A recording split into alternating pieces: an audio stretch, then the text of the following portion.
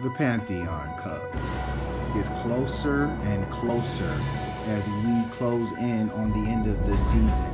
We're here, PPL Live, Week 11 edition, coming at you, getting you set up for the home stretch of the season.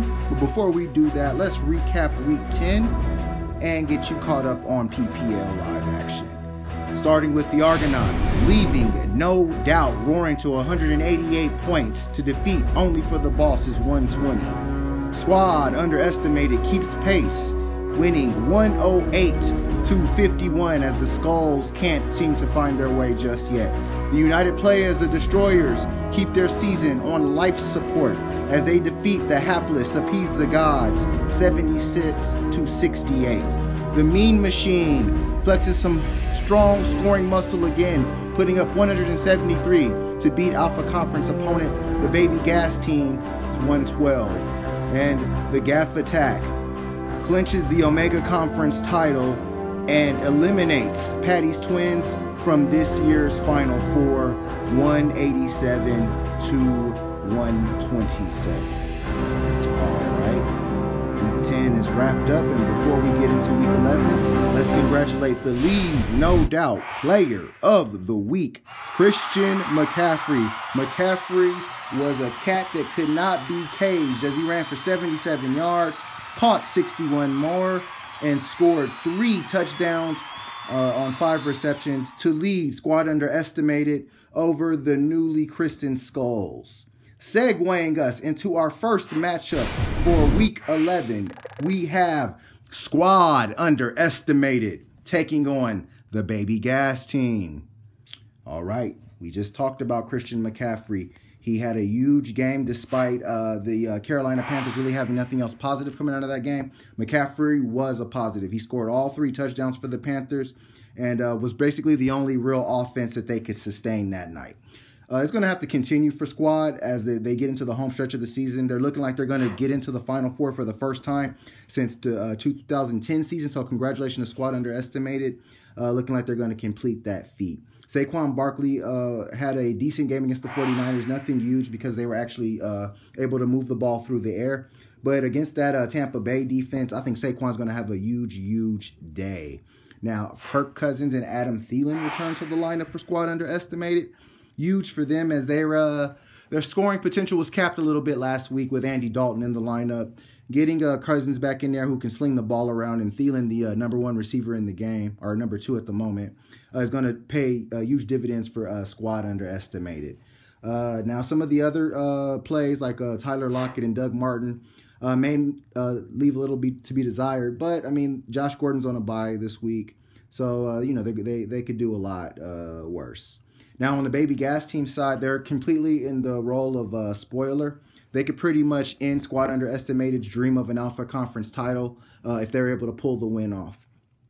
Cam Newton had a pedestrian day. We were talking about that Carolina offense. I expect him and McCaffrey to get back on track, and it's going to be interesting to see if the passing game takes over for Newton or if the running game with McCaffrey is the key to the Carolina Panthers game plan against Detroit. Melvin Gordon is back. I believe he played okay last week. But getting him in the lineup this week is going to be huge against Denver. Denver has one of the worst, softest run defenses in the league. So I'm expecting Melvin to do some good things. Mark Ingram actually showed up in that Saints offense last week. And that's the thing. He can be the odd man out because of Alvin Kamara's emergence. So you never know with Mark Ingram.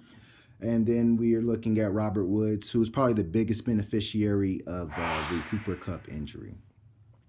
This matchup actually sets up pretty interesting because the Baby Gas Team has a very good shot of pulling the upset over squad underestimated. But that being said, it looks like squad looks like they're on a mission in 2018, and I'm gonna go with them this week to keep their chances of the Alpha Conference title alive. I've got squad underestimated winning this matchup 124 to 112. All righty. Moving on to our next matchup, we have the Skulls taking on Patty's Twins. All right, the Skulls, I mean, they had probably one of the worst scoring efforts in the PPL in a while with that 51-point performance. But, I mean, when Carson Wentz can throw for over 360 yards and Alshon Jeffrey and Golden Tate don't get involved, I mean, that's just a tough week. Now, the Skulls did add Rashad Penny. It's going to be interesting to see how Rashad does. He had a huge game replacing Chris Carson in that matchup against the Rams. Now, they weren't able to get the win. The Seahawks weren't, but it showed that Rashad Penny could carry the load in the offense, and he was highly, highly impressive in that game. Obviously, with Carson coming back into the lineup, Penny may be reduced there. Now, with the Eagles going to New Orleans to play the Saints, Alshon Jeffrey and Golden Tate look like solid plays, but you just never know. Tate wasn't very involved in that offense, and they were also able to take Alshon Jeffrey out. The Cowboys were. That being said, this matchup is looking strongly in the Twins' direction. On their side, we're looking at, Aaron Rodgers obviously getting that Seattle defense. He hasn't been the Aaron Rodgers of past years, and that's really kind of slowed the Twins down from not being the team we expected them to be this year. David Johnson gets another great matchup against the Oakland Raiders. He ran so well against the Kansas City defense. I expect some of that to continue. And obviously, AB and Jalen Ramsey are going to have a nice little showdown there. That being said, this matchup sets up for the Twins.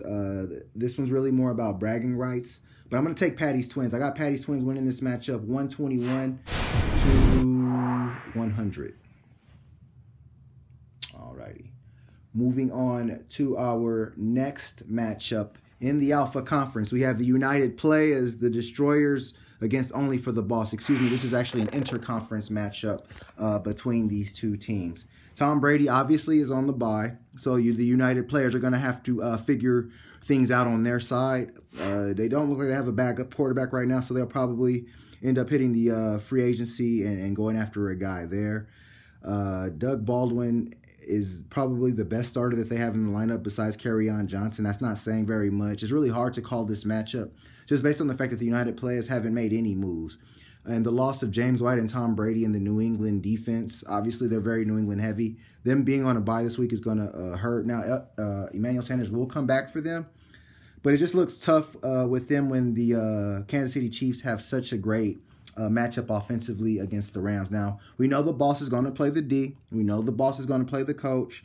So, I mean, this matchup is pretty much going to be decided on Monday Night Football. And with that being said, I'm going to go with the guy who has a lot better pieces and more available top-line players. I'm going to go with Only for the Boss to win this matchup, 112 to 97. All right. Moving on to our next matchup in the PPL, we have Appease the Gods taking on the Gaff Attack. Alrighty, this matchup is actually a matchup of the 2017 Omega Conference champions against the 2018 Omega Conference champions, as the Gaff Attack takes the mantle from Appease the Gods of Omega Conference champion for this season. Now, ATG has loaded up for this matchup. This is a rivalry game, so obviously ATG is going to want to humble the Gaff Attack. ATG was the only team to beat the Gaff, so it's going to be interesting to see how this matchup shakes out. Drew Brees obviously will get a Philadelphia defense that let Dak Prescott look pretty good. Lamar Miller looks like he's going to get back into the lineup. And then Joe Mixon against that Baltimore defense. Now, that Baltimore defense has not been as good as it has been in past years. And the Cincinnati Bengals actually lit them up, as did Joe Mixon in their Week 2 contest. He had 84 yards rushing. So I think Joe's going to have another solid day. It looks like the ATG is going to stick with AP in the flex position. He's been somewhat of a disappointment since that huge game. But like I said, the Redskins have a lot of injuries on that offensive line. So it's going to be something that ATG is going to have to probably consider, whether he wants to go with maybe Allen Robinson or Jordan Howard. But, and even Corey Davis, who had a huge game. ATG has a lot of options. They also went after Lamar Jackson. I like that eye towards the future for ATG. I think Lamar Jackson can end up being a guy that we're looking at like a Patrick Mahomes next year, who's going to make a lot of big plays down the road. Now, on the Gaff side, it's all about 2018. They are the Omega Conference champions. Todd Gurley leads them into war this Monday night, and he's probably going to need to do a big part of the running, because I don't like Leonard Fournette's matchup with the Pittsburgh Steelers. I think that the Steelers have found their way, and they're playing extremely well. And Brandon Cooks, while he is in a good matchup on Monday night, I think that the Rams are going to favor the run, and Cooks is going to actually lose some of that to Gurley, so the Gaff will get that anyway. I love Juju Smith-Schuster. He's not going to probably draw Ramsey. That responsibility will fall on Antonio Brown. So it's going to be interesting to see if Ramsey can get loose. Obviously, Zach Ertz in a plus matchup against the worst pass defense in pro football gives the Gaff a huge boost. That being said, this matchup is actually going to be a little closer than some think. And the reason why I think it will be is because the Gaff hasn't settled on a quarterback yet. They're going to have to make a decision there. And, I mean, the options available aren't all that great. But that being said, the Gaff has just been too strong this year, and we can't pick against them. I'm going to go with the Gaff attack to continue their winning ways. 130 to 124. I think ATG does make it close, but the Gaff attack is going to be too much for them. Segueing us into our prestige matchup of the week, we have the Mean Machine taking on the Argonauts. All right, some can call this an unofficial Alpha Conference championship game, but I'm not going to jump the gun just yet. Squad Underestimated still has a very good chance of winning the Alpha Conference. But if they're going to win the Alpha Conference, they're going to need the Argonauts to beat Mean Machine this week. Looking at this matchup, it starts at the top. The running backs are awesome. We got Elliott and Kareem Hunt. These two guys are workhorses, and they've been very good the entire season. Now, Elliott has had his struggles and his ups and downs, and he hasn't been in an offense as Kareem Hunt. But he's still able to continue that production when everyone knows he's getting the ball, which is highly impressive. Alvin Kamara and that Saints offense should continue to do well along with Michael Thomas. They're projected for 40 points on their own, so I expect them to have a huge get day. It looks like the machine is going to go with Marquise Valdez-Scantling. He's a guy that's actually not a bad play. Some would look at him and would scratch their head, but he's actually a decent play just based on the fact that the ball can't always go to Devontae Adams, and the Packers have a lot of injuries at the wide receiver position. Now, Andrew Luck is going to get another great matchup. He's had a renaissance season. I've been very impressed with Andrew and really happy for the guy just because of the horrific injury he had, and it was almost a threat that this guy would never play again. So it's really great that Andrew Luck is back out there slinging the football around and making big plays.